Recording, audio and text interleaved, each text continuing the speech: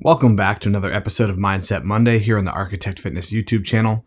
My name is Tony, and today we're going to be talking about overcoming adversity and obstacles. Now, there's two basic types of obstacles that we have to overcome: those that we see coming and those that we do not see coming.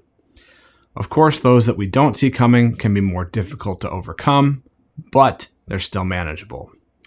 And this is a subject that's kind of near and dear to my heart because if you know me personally, I've been dealing with quite a few heart issues over the last few years, and it's been a long road, which has forced me to really rethink my goals, my strategy, and my motivations. Now, when we're staring obstacles and adversity in the face, it's very easy to think that everyone else has it better than us.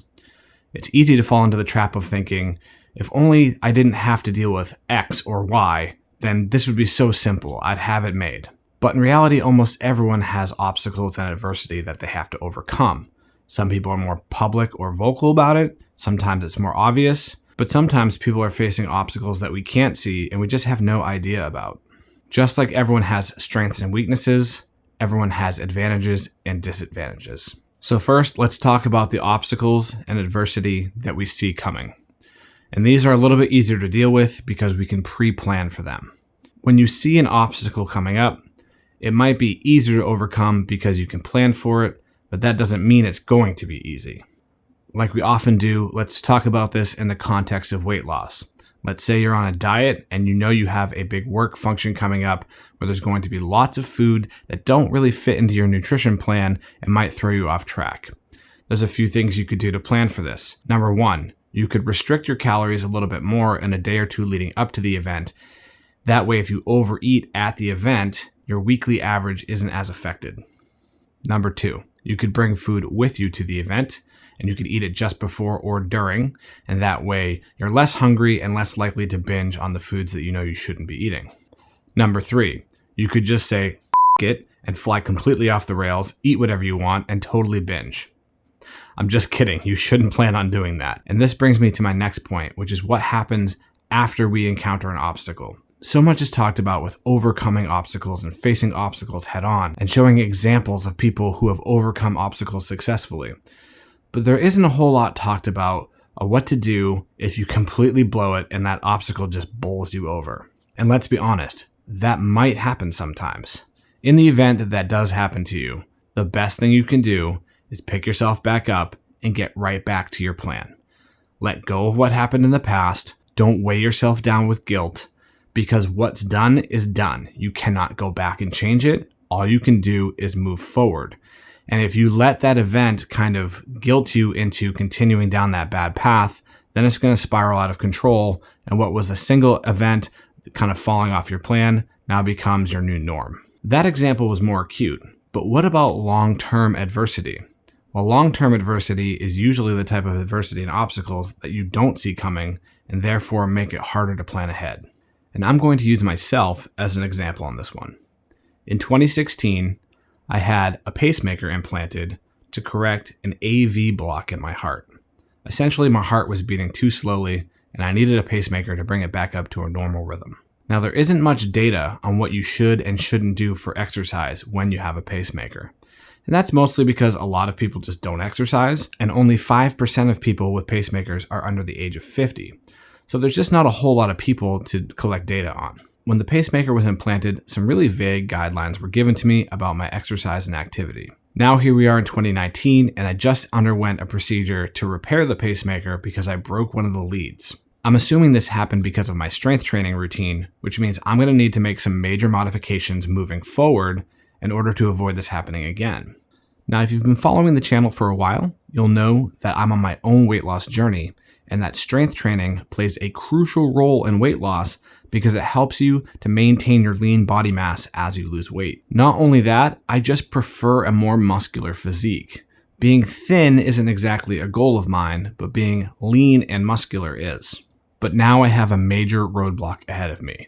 My upper body strength training is going to be extremely limited, which is really going to prohibit me from developing a lot of upper body musculature. What's more is, with the reduced strength training, I run the risk of losing more lean body mass as I lose weight. And if you're wondering, yeah, I'm a little depressed about it. But here's the thing. I essentially have two options: just like you would only have two options if you were faced with a similar obstacle. Number one, I can just give up. I can go back to sitting on the couch, eating whatever I want, gaining weight, being unhappy, being unhealthy, or I can do what I can do and make the most of it. And this comes down to what I call the something is better than nothing principle. When we're doing our new client consultation at Architect Fitness, we ask people how many times a week they want to exercise. And sometimes people will ask what we think is the ideal amount. And of course, if you're only working out 1 day a week, your results might not be as impactful as you hope. But we always tell clients, 3 is better than 2, 2 is better than 1, and 1 is better than none.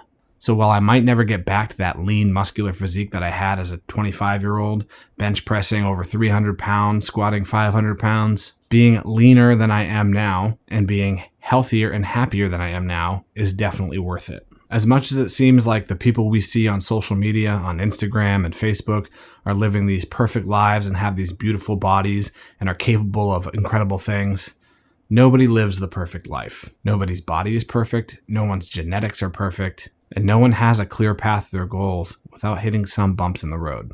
And in situations like this, people often like to point to those that have it worse off than them to show that, hey, it could be worse.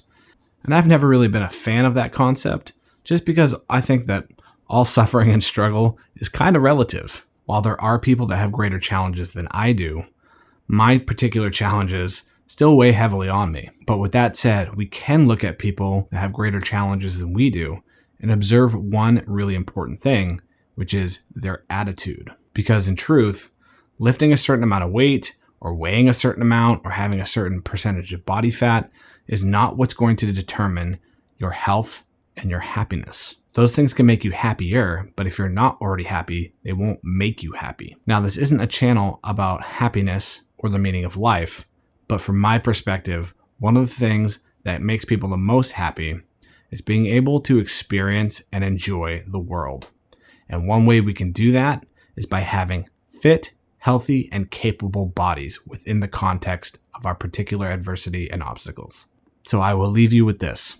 If you are facing injuries, physical limitations, or maybe you just struggle with consistency, do not give up. Remember, the something is better than nothing principle. And to be honest, you might surprise yourself with how far you can go.